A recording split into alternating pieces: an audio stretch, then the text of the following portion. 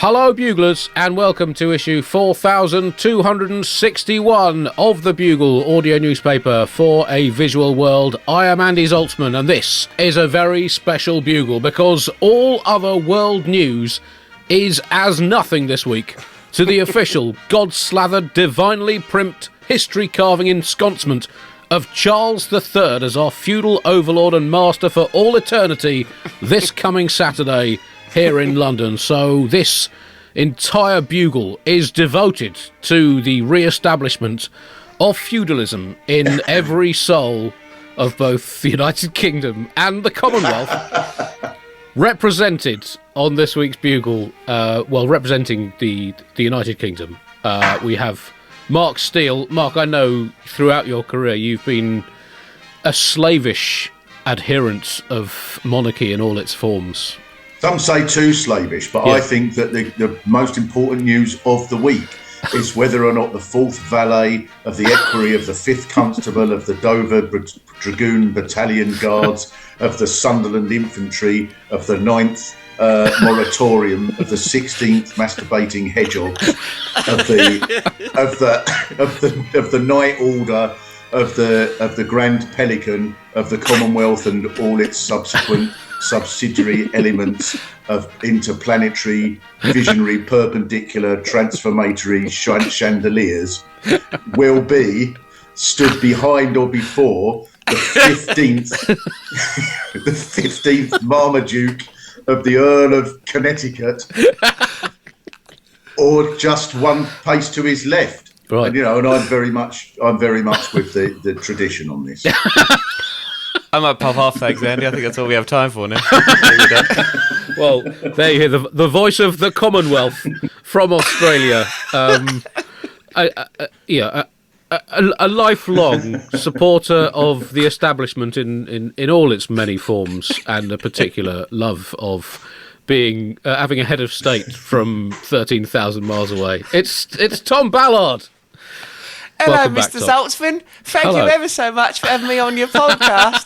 I can't believe it. Me and all the other children are so excited about the big day. I've been saving up my pennies to donate to the monarchy so they can afford some more jewels. It's just an honour to be involved in it.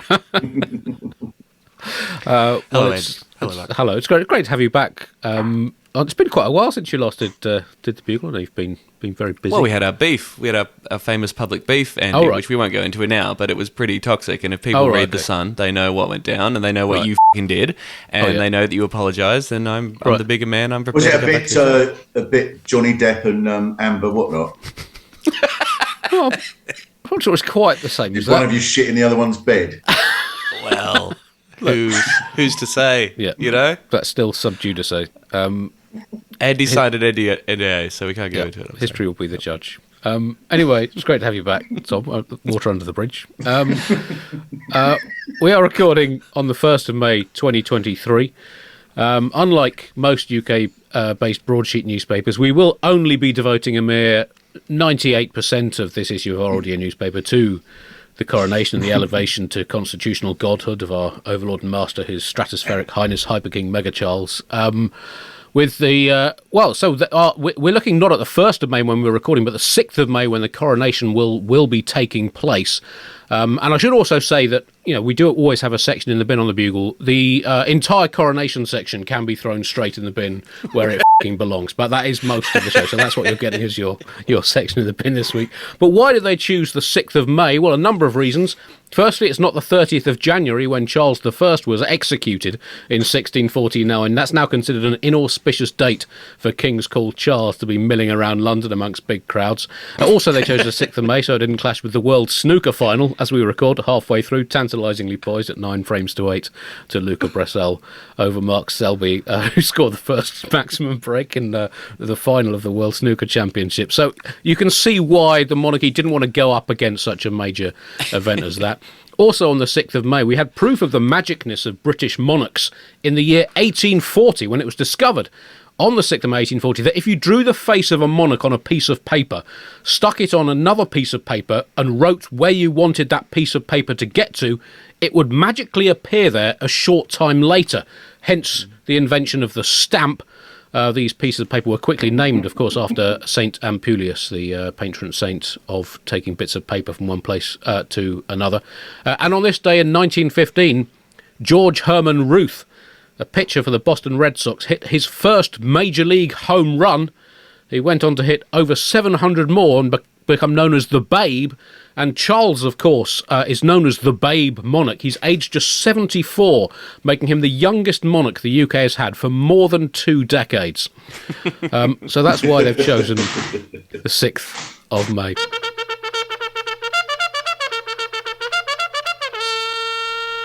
So now it's time for our full Bugle Coronation preview, also known as Know Your F***ing Place, Serfs. It's a very exciting time, Mark and Tom, particularly as we have all been cordially invited to take part in the coronation, which is, usually beyond ordinary people such as us, but we've all been invited to join a chorus of millions in swearing allegiance to not only the king, but his heirs for all time. Now, I know this has been stated that this is optional, Mark, but I know that you will be down on your British knees paying homage to the king on Saturday. Yeah. Well, I was offered a place right just behind Emmanuel Macron. Yeah. And just to the right of Kim Jong-un of North Korea. And then someone's this is true. Someone's offered me a ticket for Tottenham Palace that afternoon. So I've put my ticket on via GoGo. Right. And I'm hoping to make 4 or 5 million from it. Who knows who's going to buy it? I might just give it away and raffle it and see if Terry from Bermondsey goes. Yeah. All right, Charlie, son. Give Camilla one for me. That sort of thing. Yeah. However much you try and lampoon the pageantry, can you get as far as this bit of reality? 2 splinters. Have you seen this? 2 splinters deemed to be from the actual cross upon which Jesus Christ, our Lord and Saviour, was crucified 1,990 years ago, are said to be placed in a Welsh cross, which is going to be brought into the Abbey during the ceremony, and they have been personally handed over by the Pope. Splinters from the actual... You f***ing didn't matter if someone came in and went, look what I've bought.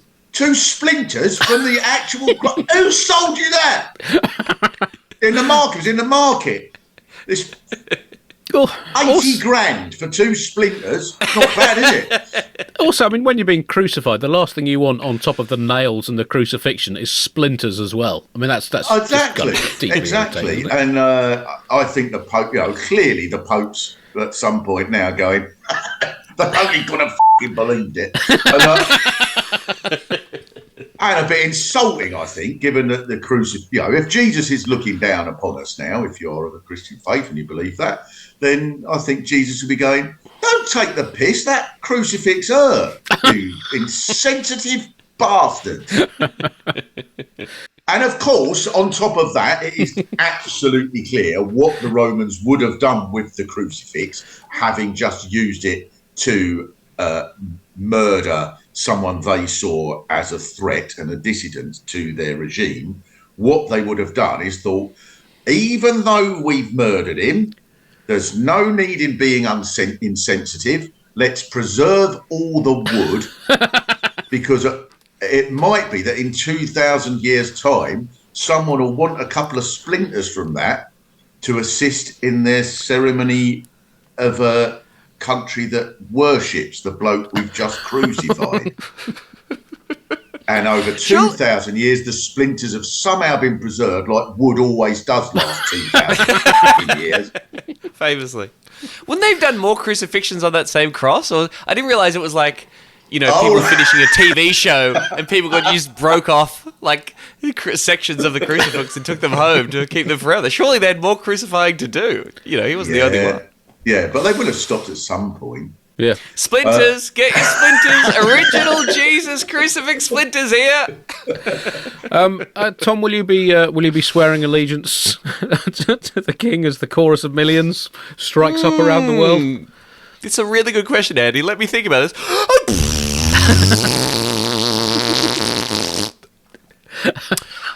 I don't think so. No, right. I really appreciate the call. I hear that and I respect that. And it's really nice to be involved in this. I will be saying the coronation will be happening around about at 9 p.m. on a Saturday night here in Australia. So chances are we won't be saying, "Oh, God save the Queen, we love him." We'll be saying things like, "More alcohol, please," or "How about this football tournament?" Or "The monarchy is a load of old anachronistic anti-democratic horse shit, isn't it?" Or "Wow, this comedian Tom Ballard that we've booked tickets to see live is really top notch, and people should come see him at the Edinburgh Fringe." That's the kind of thing people will be saying in Australia, right? Yeah. Will you be doing a show during that time? Will you be on stage? I suppose a lot of people will. Yeah, be. Probably. Oh, yeah, I am actually. I just booked in. Actually, yeah, I'll be on stage. Yeah. Assumably, it'll be deserted. No one will turn up. Everyone will be gathering around large screens in public spaces, celebrating and jerking themselves off. So the traditional Australian, it's a reverential way. Right, come on. Time to jerk yourself off. He's walking down. We reckon we've got about 4 minutes till he gets to the door. You've got to jerk yourself off before he gets outside. Otherwise, it's disrespectful. I have the oath here that the Archbishop is going to encourage people to get involved with, and if you want to hear this, they're going to say, "All who so desire, in the Abbey and elsewhere, say together, I swear that I will pay true allegiance to your Majesty and to your heirs and successors according to law. So help me God. We accept him, one of us. We accept him, one of us. Gooble gobble, one of us. All work and no play makes King Charles a dull boy. All hail imperial incest grandpa. Work makes you free, gentlemen to evil." That's apparently what they want us to say. So, I mean, this is, it is going to be a chorus of millions paying homage. I was intrigued by the wording of this. You say, I like that bit. You say, so I'll pay true allegiance to your Majesty and to your heirs and successors according to law. So help me God. Those are the words that struck me because, if you are swearing to pay allegiance to the as yet unborn children of a currently 9-year-old boy, I think you probably do need divine assistance. So those words, help me God, I think are the most apposite. He will be, apparently there's a number of new things in the ceremony. The king himself is going to pray out loud for the first time, which is good, because we're going to know what he's actually praying for, and in what language. Although, of course, we will. Hang on, isn't it like a birthday wish? If you say it out loud and people find out, doesn't it not come true? I thought that was. That might be, right, maybe that's the problem with prayers, actually. And I don't know in Westminster Abbey. I don't know what the stats on prayers there are. I think it's only around about 6% of prayers said in Westminster Abbey actually get answered by God. So we'll see if that's. If you can bump that up. It must be like a call centre now. There must be, because the population of the earth is so much more than when it was when all this stuff started in biblical times. It must be like, they must be just going everywhere, mustn't they? People Your prayer is important to us. Yeah, please, exactly. You are number 7,224 in a queue. For sake, the guinea pig's just going to have to die, I'm afraid, darling. The service will be Christian. It will be a Christian service, as always, but it will involve religious leaders from other faiths, excitingly, including Druids, Satanists, Jedi, Scientologists, scientists, that's all hocus pocus if you ask me, Crystal Palace fans, and Boris Johnson, whose faith in his own divinity is arguably the purest and most fundamental religious force ever unleashed on these isles. Ooh. I thought was interesting. The king is going to will receive a greeting from Jewish, Hindu, Sikh, Muslim, and Buddhist leaders. And the Buddhist leaders are expected to perform their ancient tradition of sucking on his tongue, which is a sign of great respect within Buddhism. So I think that'll make for a beautiful visual. Yeah. Well, because in a previous life, King Charles was a lollipop. So the Dalai Lama will be quite within his rights to give him a lick. In fact, the hit song "My Boy Lollipop" by was it Millie Smalls? By Millie, yeah. That was written about the young Prince Charles. Yeah. The Archbishop of Canterbury, ABC himself, who of course is the eponymous star of the famous Jackson 5 song, ABC, it's about the head of the Anglican Church and his devotion to the Holy Trinity. He said that the coronation would recognise and celebrate tradition, as well as containing, quotes, new elements that reflect the diversity of our contemporary society. So presumably that diversity includes monarchy sceptics. So look forward to the entrance of the Republicans and the feudalism sceptics for their ceremonial call of bullshit in a new part of the coronation that shows how the institution is able to adapt and evolve to the modern world. You think he believes in God, the Archbishop of Canterbury? He seems like quite a thoughtful chap. Yeah, I don't know. Really. I think he sort of sits there and says, every night and goes, "Oh, is this not all bollocks? I'm in too deep now to." I can't retrain. I've got no transferable skills.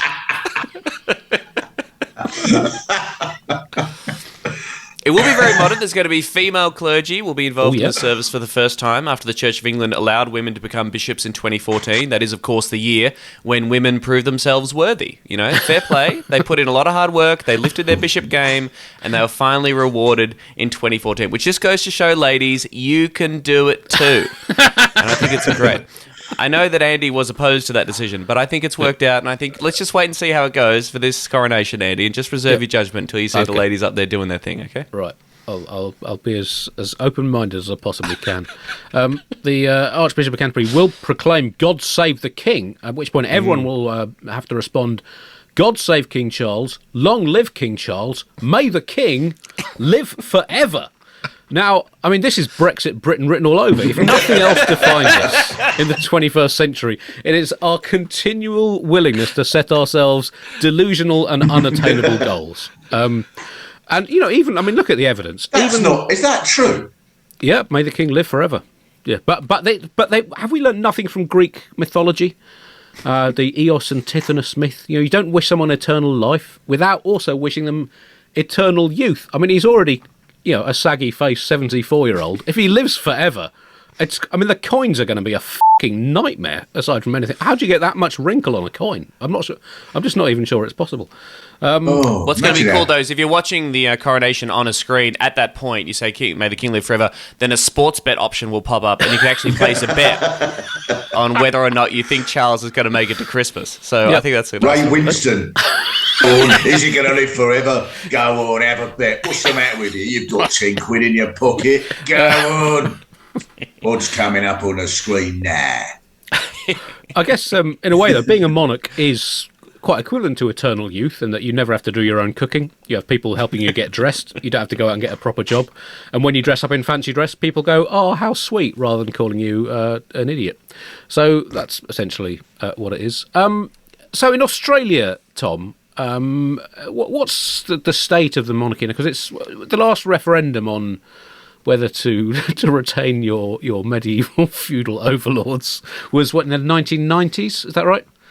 1999. Yes. Australia was given the chance to replace the Queen as our head of state. We would have a president, but the model was terrible because the model would be chosen by Parliament. The universally popular institution of Parliament, and the Prime Minister could remove the President at any point at his own whim. So it was, of course, put to the people by ultra-conservative constitutional monarchist John Howard as an election promise. He said, "Yeah, I guess we can have the vote," and, of course, did everything he could to shoot it in the face.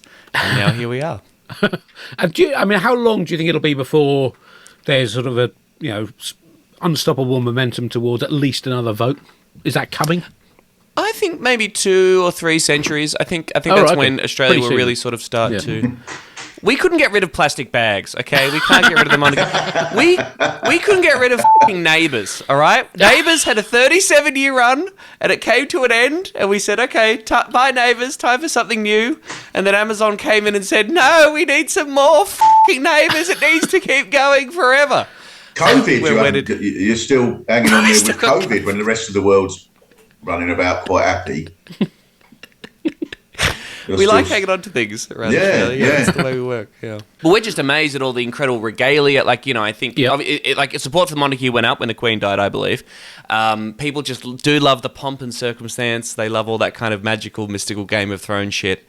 And the stuff that they're going to be presenting the king with at this thing, the sovereign's orb, the sovereign scepter, the sword of temporal justice, the stone of destiny, the oven mitts of righteousness, the belly button ring of dominance, the slippers of noncery, the sunglasses of caution, and of course the skull of Barry Humphries, I believe, will be presented to the king. Oh, it's all starting to make sense now. Yes. Yes, and he won't appreciate any of it, will he? There's so much bloody unwrap. I tell you what they should, with the Republicans, they should introduce a new tradition. I think the coronation should be like a wedding, and there should be a point where the Archbishop says, if anyone objects to this coronation, speak now or forever hold your peace. And every Republican across the Commonwealth can say, F*** off, this sucks. And then you'll get various people like Liz Truss will go up so insulted, we've only been invited to the evening event. Well, I guess that's, they say, part of this oath, people around the world will be asked to cry out and swear. You just need to end it there before adding the words allegiance to the king, and you've got your opportunity to express yourself. Are you getting a day off at least? Do you have a long weekend? Oh, yeah. Day off. Oh, okay. Yeah, I mean, and that's essentially why we keep the monarchy, so we get occasional extra days off. I mean, that's really all the British public wants, is the promise of more bank holidays. Yeah, there'll be lots of, but they'll replace all the other ones, and they'll all be monarchy related. So there'll be the day that Prince George has his first shit, not in a nappy. That'll be a bank holiday. He's 9. Is he? Oh, right. I'm sorry. I only know that because I had to look it up for the bit I did earlier on about him being 9. Sorry, I'm so sorry to have insulted the monarchy. I probably could be executed for treason now for not knowing he was 9. Well, that's the other thing, Tom, that it's been, I don't know how much this has been true in Australia, but here, the big story up until now with it has been, is Harry and Meghan coming? Is Harry and Meghan coming? She's not coming, and she shouldn't be allowed to come. The little hussy, who does she think she is, coming over here and marrying our prince, not knowing how to curtsy, probably the old 4, all of that. So... and that's just The Guardian. Yeah, pretty much. And Prince Andrew is going? Definitely Prince Andrew. Oh, yeah, of course he's got to go. Oh, my lordy Lou. Yeah. And there will be staff from the NHS. I thought this was a really nice touch. They're setting up stands outside Buckingham Palace to inviting people to come and watch it, including veterans and NHS staff. And I think that won't be awkward at all. It'll be like, yes, NHS nurses, we don't have enough money to pay you properly for your vital work. What we can do is give you free tickets to watch an old man and a woman ride past you, waving in a golden carriage before he is showered in jewels. What do you think? What do you reckon? Well, yeah. I mean, for the workers. The whole coronation procession is going to be a more accurate reflection of 21st century Britain. The king, as he drives through the streets thronged with his subjects, will hold out his crown from the golden carriage so people can put their small change in it to mirror the flow of wealth towards the already wealthy, by which this country is now defined. The Red Arrows... aerial acrobatics team, they will fly over and leave smoke trails in red, white and blue, spelling out the words "suck it up, plebs." So, I mean, it is very much a more modern. Is there going to be an invasion of somewhere to mark the day? Oh, that'd be You'd nice. hope so, but I imagine Norway or something like that, or they probably haven't announced where it's going to be yet. Otherwise, you lose the element of surprise tactically, don't you? So I guess we'll have to wait. And there they go. I know it's all done. There they are. There's the third equerry now, firing a flamingo from a cannon, and that marks the RAF's invasion. And now we can reveal where it is. There it is. We're going to invade Belgium. There it goes. I'm quite surprised by the recent opinion polls and so on that suggest that there is a very steep decline in support for the monarchy.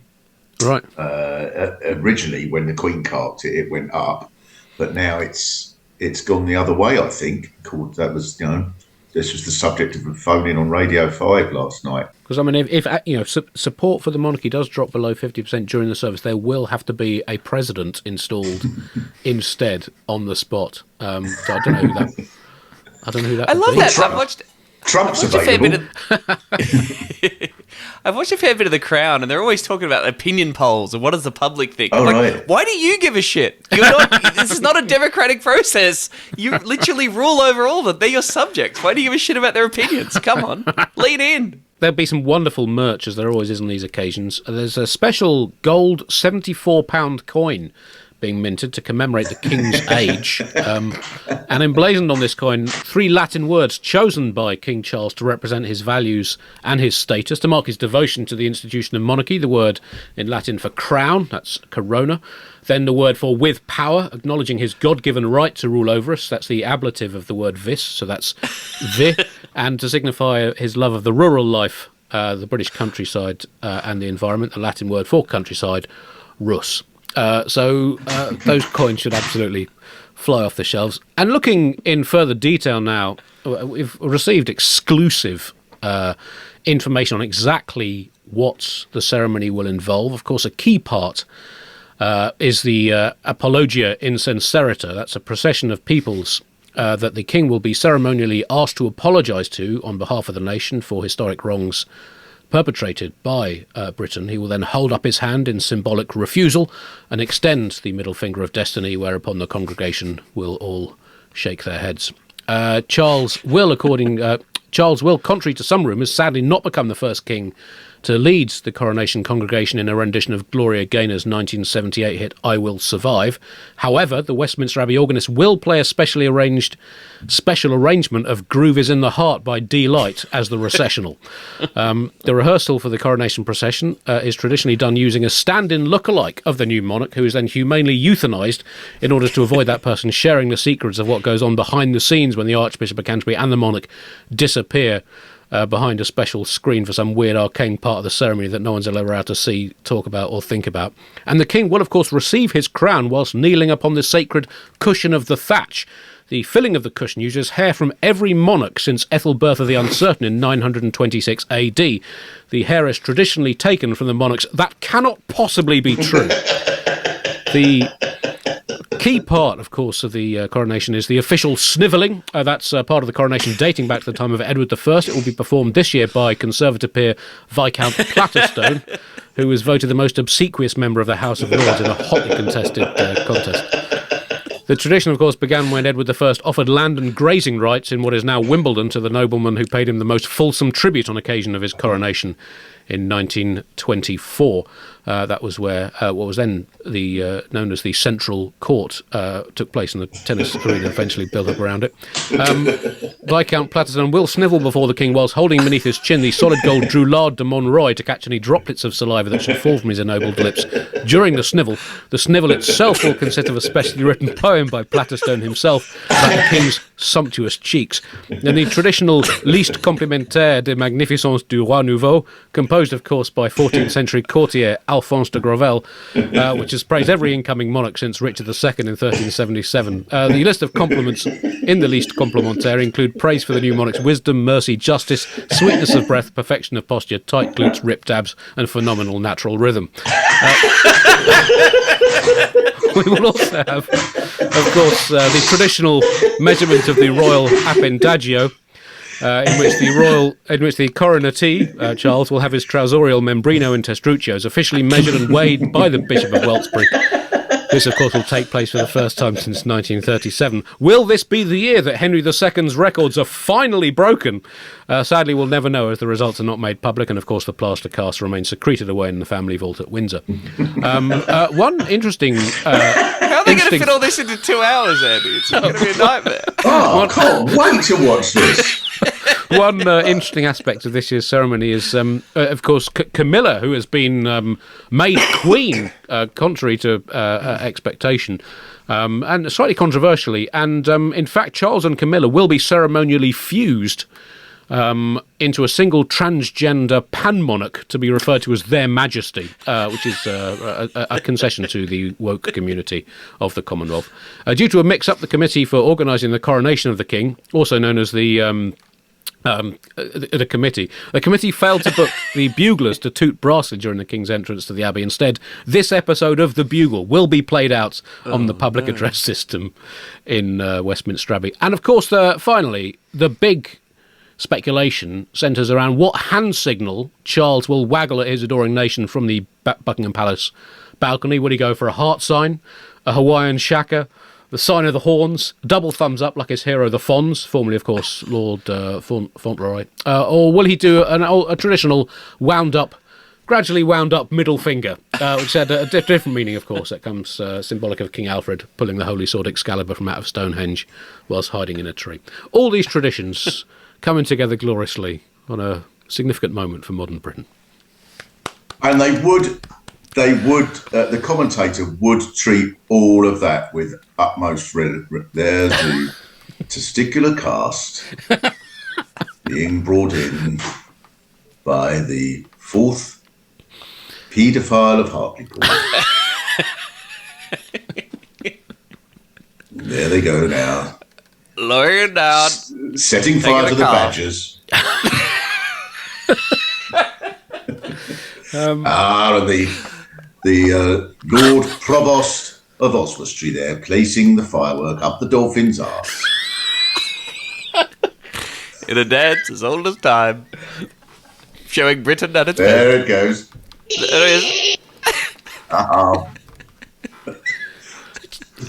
And the Australians are masturbating now and are ejaculating as the crowd is lowered. Yes, synchronised.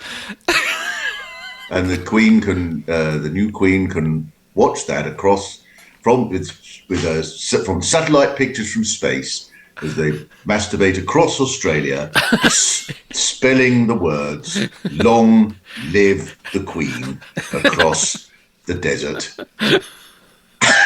with the eye, the dot of the eye being Ayers Rock at the top there. What a wonderful picture it is. A wonderful picture. And as the world burns and children continue to live in poverty, the golden jewels is given to the man who has billions of dollars in real estate. And we celebrate this tradition. I did, but my In Town series last year, I went to the Isles of Scilly, which was just an utterly glorious sort of few days I was out there. And one of the things that I was absolutely astonished with, this is they absolutely hate him there, because the Isles of Scilly is still, I don't quite know exactly how this works. Obviously the whole of Cornwall is the Duchy of Cornwall, which is sort of owned by Charles, but the Isles of Scilly is owned by him in a different way, so that if you want any substantial work done on your house, like a loft conversion or something, you have to apply to the Duchy of Cornwall, and quite often the permission is refused. And if a number of people told me this, and I couldn't believe it, but I went out in the programme and nobody could play. So I think it's true that if the value of your house goes up by any substantial amount, then part of the increased value has to be paid to King Charles. The Isles of Scilly is spelled with a C after the S, those little islands off the extreme southwestern tip of Cornwall. Whereas you might think the Isles of Scilly is just a more appropriate name for the United Kingdom. Yes, exactly. The other thing, this is my favourite thing about the Isles of Scilly. So because there's only a couple of thousand people there on 5 different islands. So if the boat doesn't come, then you just go without.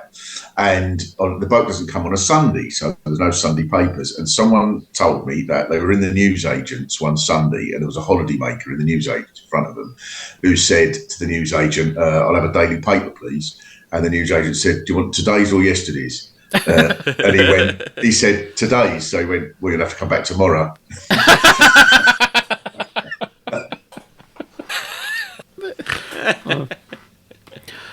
Well, we will have a full exclusive review of the coronation and any major changes to the nation that are brought about by our spiritual, maybe even sexual awakening during the coronation on Saturday next week.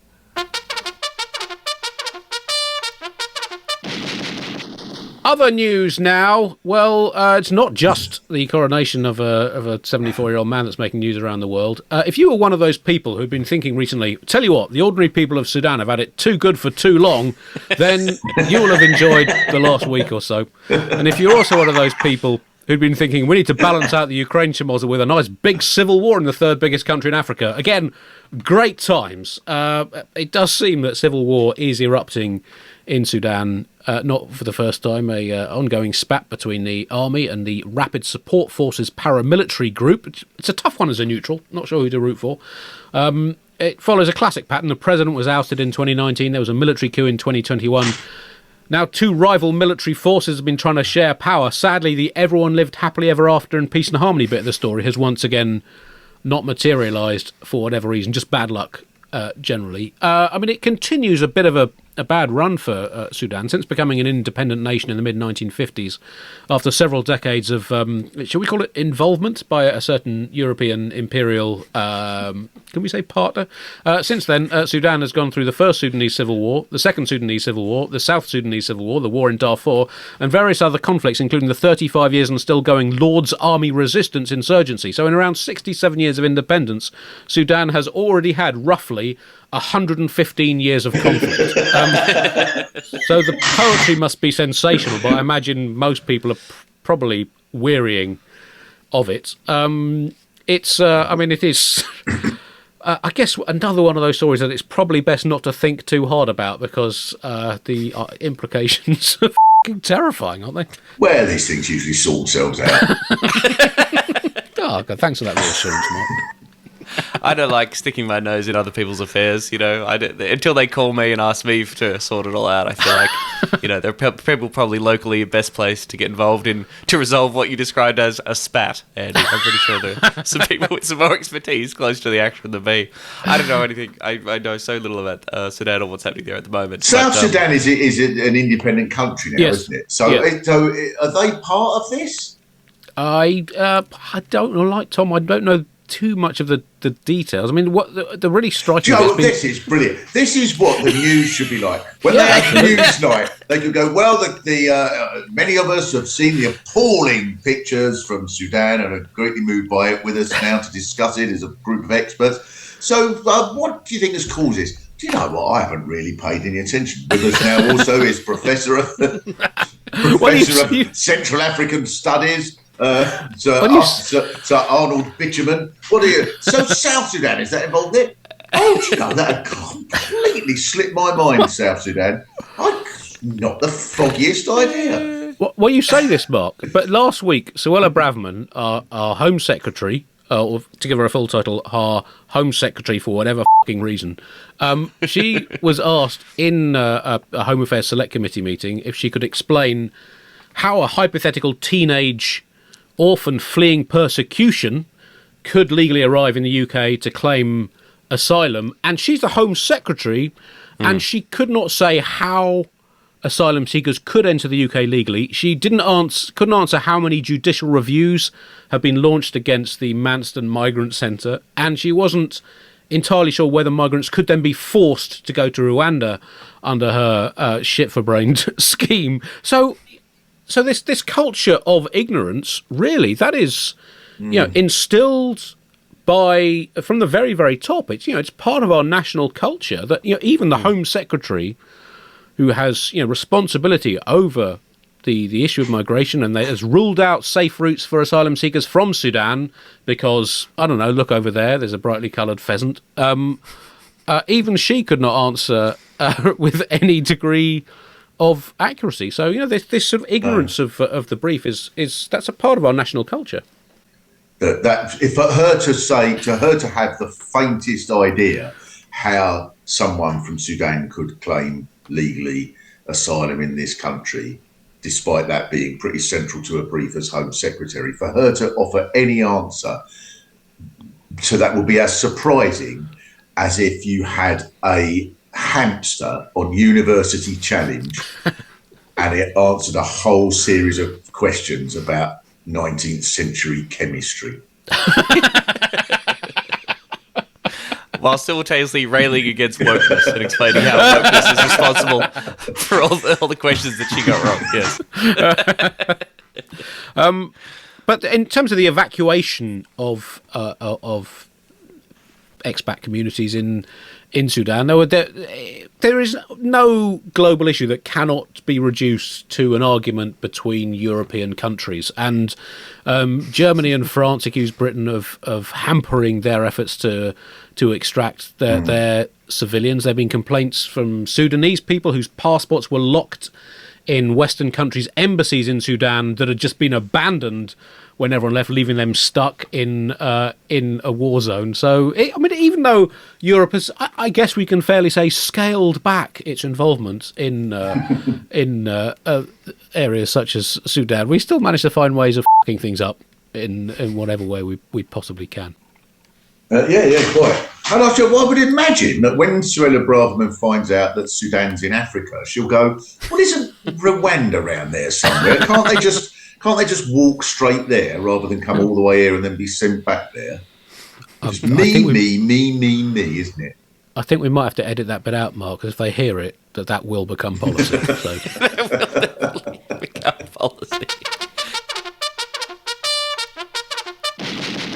Well, that brings us to the end of this week's Bugle. As I said, we will have a full review of the coronation next week. In the meantime, Mark, have you got any shows to plug, live or... Oh, yeah, well, I'm sort of live on top. Where am I doing that you can come to?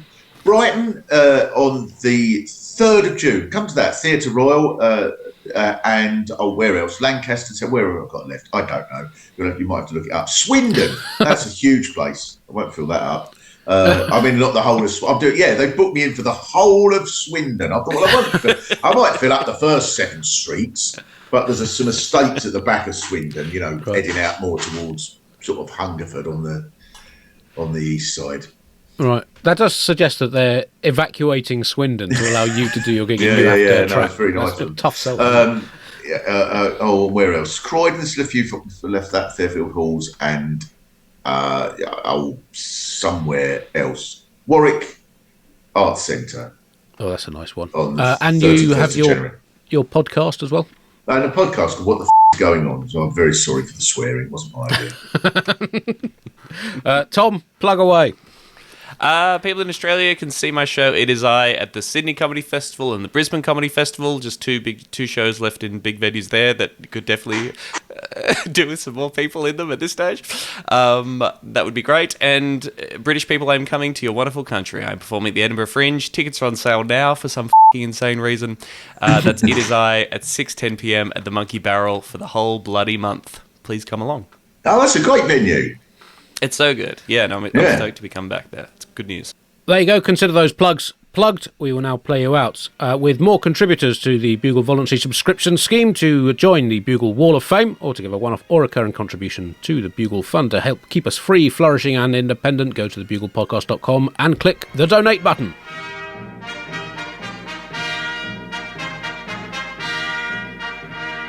Continuing our coronation theme, this week's Wall of Fame voluntary subscribers have all conducted extremely important scientific research into coronations.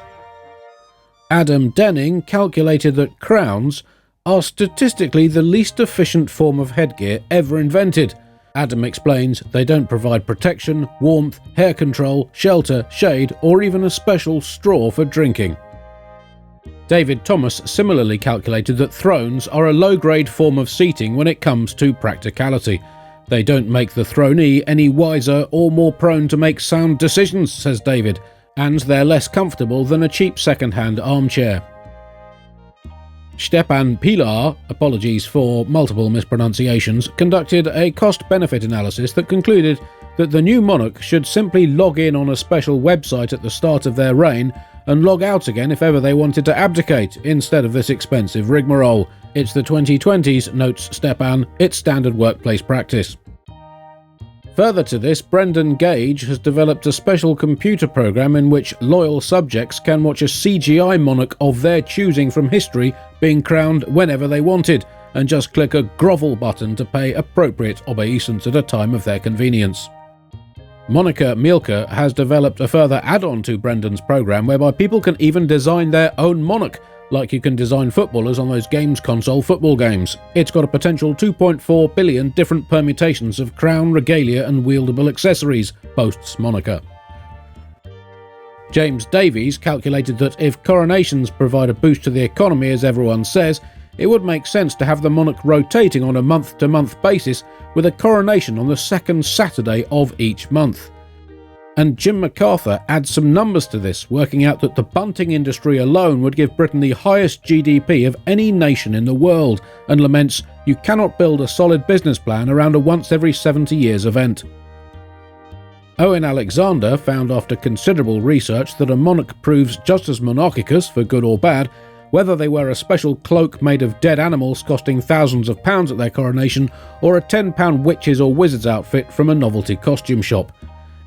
And finally, Martin Neville similarly conducted some laboratory research on sceptres and discovered that these so-called sacred supersticks do not in fact give any more or less of a power boost to the incoming monarch than a blow-up herring. Thank you to all our voluntary subscribers on this week's Wall of Fame.